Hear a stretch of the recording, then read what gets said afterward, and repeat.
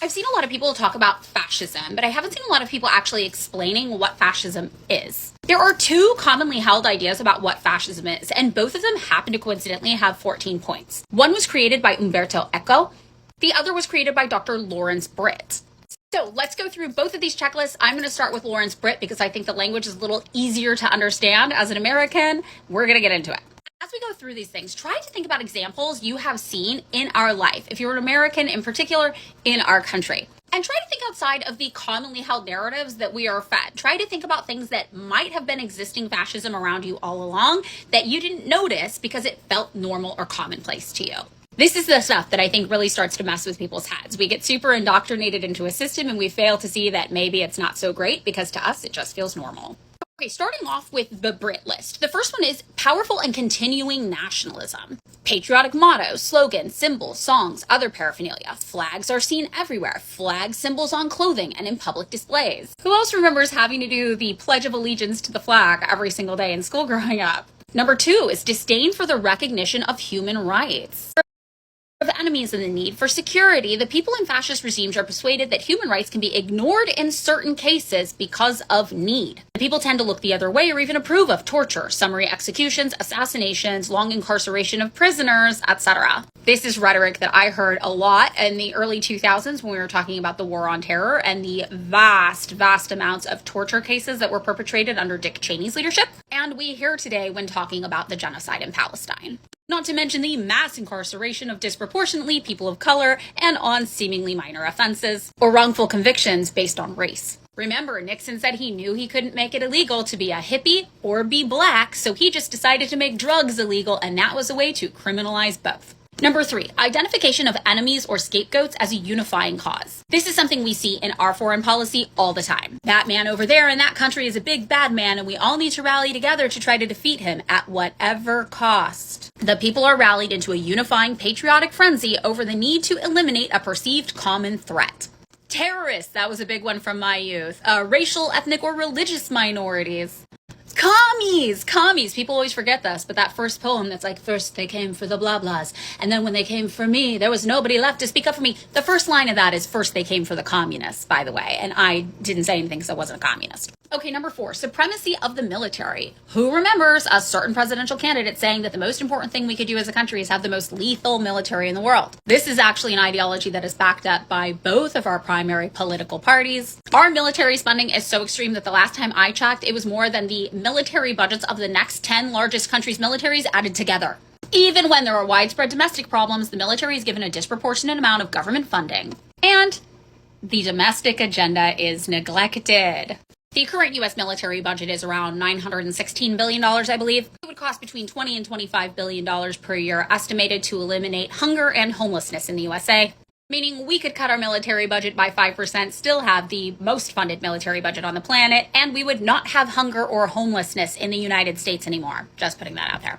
Next up, we have rampant sexism. The governments of fascist nations tend to be almost exclusively male-dominated. Under fascist regimes, traditional gender roles are made more rigid, opposition to abortion is high, as is homophobia and anti-gay legislation and national policy. Oh, and I don't even think we have to explain. We know that conservatives in particular in our country have been running on this one for a really long time. More shocking to me, though, as somebody who voted for Barack Obama in 2008, because in 2007 he told Planned Parenthood his first order of business when elected would be to codify Roe v. Wade.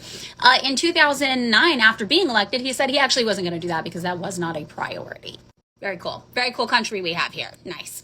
Next up, we have controlled mass media. Sometimes media is directly controlled by the government, but in other cases, the media is indirectly controlled by government regulation or sympathetic media spokespeople and executives. This is something a lot of Americans are not that familiar with, but we have documented cases of the CIA paying key journalists in the past, which we now know because the documents have been enough time that they have been declassified, where major journalists like Joseph Alsop, who was writing for the New York Times, etc., was really on the CIA's payroll and being paid to spread disinformation and misinformation that backed up the United States government's regime. Similarly, most Americans aren't aware that we have an entire propaganda wing here in the United States called the U.S. Agency for Global Media, or the USAGM, which has a budget of roughly $1 billion that is congressionally approved every single year with the sole stated purpose of spreading propaganda propaganda to make the United States seem more sympathetic and to have other countries basically hear our version of events as the only true and real one. We used to have a law that protected Americans from being subjected to the propaganda that was funded by the U.S. Agency for Global Media. However, that law was recently changed, and now they're saying that if you as an American request to see it,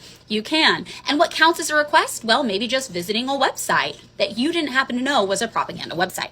The biggest example of this I always think about is Radio Free Asia. So many Americans do not understand that Radio Free Asia is created by the U.S. Agency of Global Media to spread propaganda. Other similar examples are the CIA's NGO, which is the National Endowment for Democracy, which funds the spread of propaganda around the world and domestically. Next up, we have an obsession with national security. Fear is used as a motivational tool by the government over the masses. How many times have you heard that this big scary country is testing nukes? Oh my God, it's terrifying. The people need to live in fear.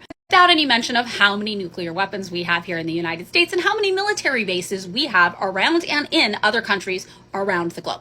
Next, we have religion and government are intertwined. And if you think we don't have this in the United States, I invite you to look at what is written on the back of a dollar bill and think about that Pledge of Allegiance once again. And also think about, especially in conservative circles, the move towards incorporating a more religious fundamentalist idea into our legislation. Things like abortion rights, for example, and what it has to do with the Bible, or gay rights and what that has to do with the Bible. We see this influence a lot more than we would like to acknowledge here in the United States. Next up, we have corporate power is protected. The industrial and business aristocracy of a fascist nation often are the ones who put the government leaders into power, creating a mutually beneficial business and government relationship. Do we even need to talk about this one? Corporations literally write some of our laws. Like, we all know that, right? They literally write laws and then hand them over to sympathetic Congress people in exchange for offering them a job with a big, big salary when they finally are no longer in office. It's called the revolving door of Congress, and it cements the business and Congress relationship. That's not even touching on the fact that we know businesses contribute massive amounts of funding towards politicians' campaigns. And the heads or former heads of major corporations often serve in our government as well. Next up, number 10 is labor power is suppressed. We're talking about power being taken away from labor unions and workers. Heck, here in the United States, we actually have examples of presidents calling for a direct end to labor strikes and allowing companies to just fully fire everybody who happens to be on strike. This famously happened when a group of the people who do the airline traffic control jobs, the federal government intervened to squash their right to strike. That doesn't even get into the Taft-Hartley Act of 1947 and what that means for labor organization. Number 11, disdain for intellectuals and the arts. I think this one is actually more insidious than we like to believe. Obviously, we know a lot of conservative people have a lot of disdain for intellectuals and the arts, and they don't want to fund things like public art or art programs. They mock and deride things like having college degrees. However, this anti-intellectualism has even kind of seeped down into pop culture. We've heard people talking about literacy crises, and we've also heard people talking about how they don't want to be told to read books to learn things. Next is an obsession with crime and punishment. Police are given almost limitless power to enforce laws, and people are often willing to overlook police abuses and even forego civil liberties in the name of patriotism. Anybody remember just this year, seeing the police crack down on people who were protesting against the genocide in Palestine? Those videos and photos are absolutely harrowing, and that doesn't even get into the types of egregious police displays of brutality that we're subjected to every single day when the police murder unarmed civilians. Things like routine traffic stops. And yes, those are usually disproportionately people of color. But nobody is safe, as we saw during the Palestine protests. How many white professors are photographed being dragged away in handcuffs or by their hair or being beaten on the ground while they looked on in shock and said, I work here. How is this happening to me?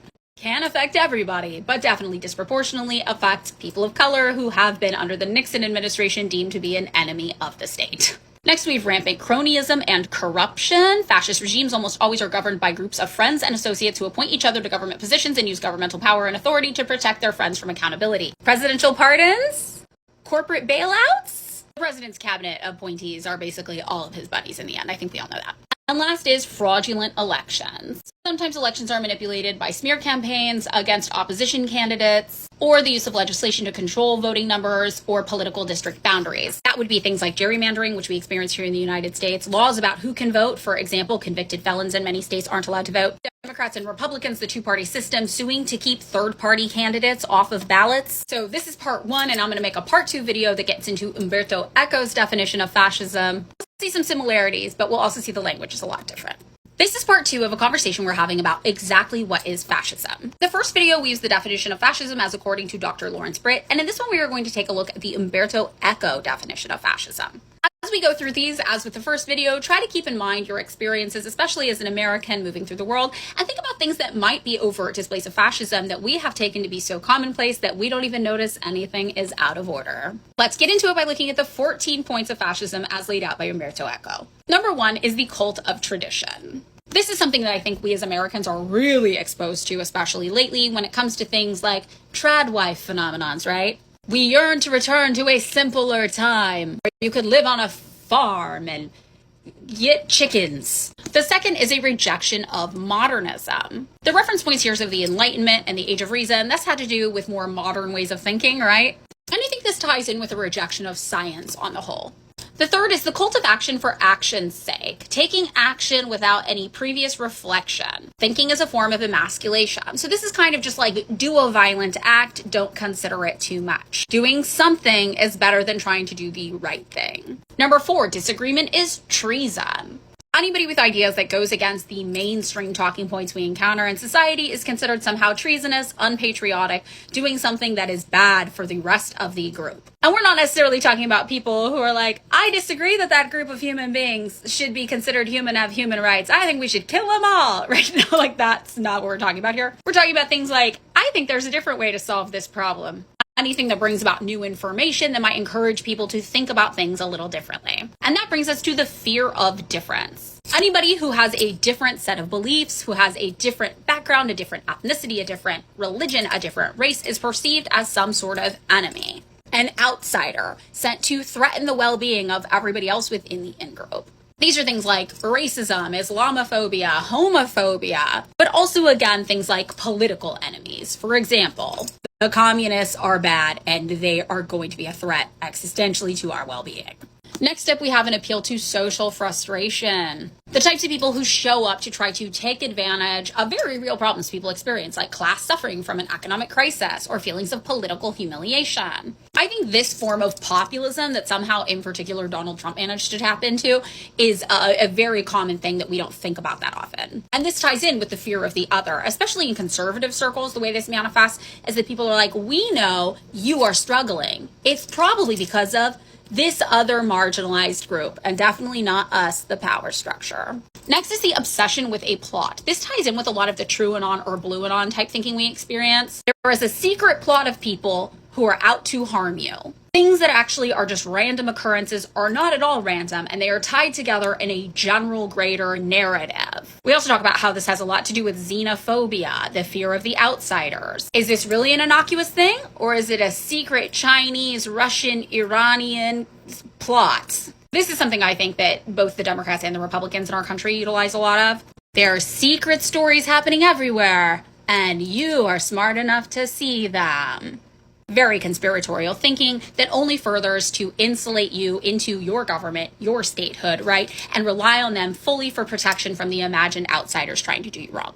The enemy is both weak and strong. This is another thing that we see talked about all the time in our country. Our political enemies somehow have the most nuclear weapons on the planet and are about to blow us to pieces at every single second, but also are foolish and small and little and really have no power whatsoever. China is somehow an existential threat to our well-being, but also is a backwards country full of poor people who don't matter. That's just one example of this thinking. Your followers have to be convinced that you can overwhelm the enemies, but they have to be presented as evil enough that your followers will believe they are really enemies. Leads to this really irrational thinking that's founded on nonsense and not actually based in logic or facts. Pacifism is trafficking with the enemy. If you're not mad at the people we've decided are the bad guys, you are just as bad as the bad guys. Example, how dare you say anything even neutral about China? Or whatever other country of the week that your government has decided is your political enemy. By saying that, by not being mad at them with us, you are just as bad as them. We've already established that they are big bads.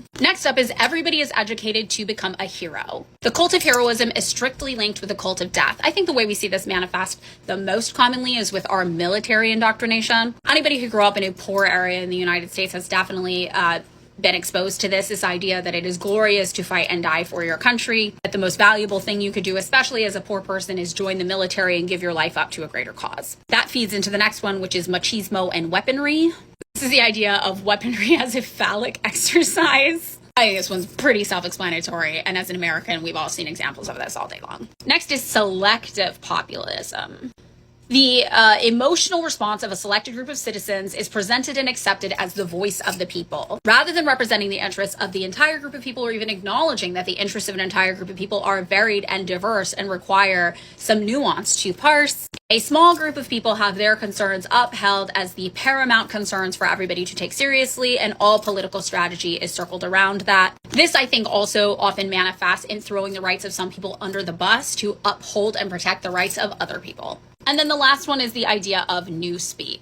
Making use of an impoverished vocabulary, elementary syntax, and this limits people's ability to use complex or nuanced thinking. This is something I've talked about a lot with the rise of short form content. Anything that limits your ability to use words means that inherently you are not able to use qualifiers or details. Complicated ideas get reduced down to very simple yes or no binary thinking. Binary thinking means there is no room for nuanced approaches to problem solving.